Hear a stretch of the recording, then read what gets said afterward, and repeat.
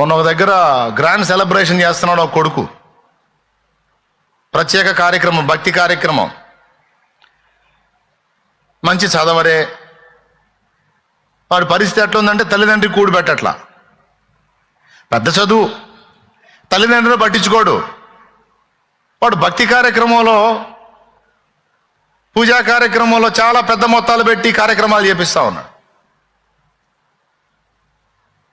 ఏమి నేర్పిందో అని చదువు?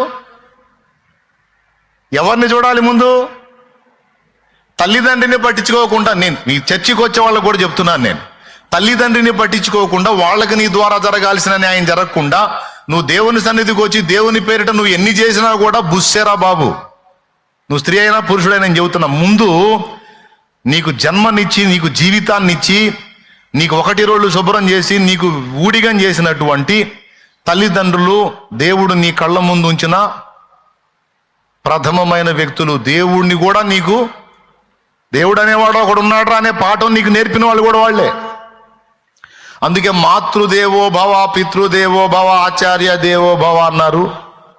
తల్లి, తండ్రి, గురువు, దైవం అన్నారు చివర్లో. తల్లిదండ్రులను పట్టించుకోకుండా వీడు భక్తి కార్యక్రమాలు, చర్చికి వచ్చి వీడు చర్చిలు కట్టించినా, లేకపోతే లక్షలు అందులో వేసినా, లేకపోతే అన్నీ నడవదు. దాన్ని బట్టి మెచ్చడు. ముందు అక్కడ జరగాల్సినది ఏంది? తల్లిదండ్రిని సన్మానించన్న మాట ఏంది? కొంతమందికి లోక సంబంధమైన చదువు పెద్దగా లేదు, వాక్యం తెలుసు. ఆ వాక్యం తెలిసినంత వరకు తల్లిదండ్రిని జాగ్రత్తగా చూసుకుంటున్నారు. వాళ్ళు దీవించబడతారు, దేవుని చేత ఆమోదించబడతారు. వీళ్ళు లోకంలో పెద్ద చదువు చదివాడు కానీ సిగ్గులేని బతుకు, తల్లిదండ్రిని పట్టించుకోడు.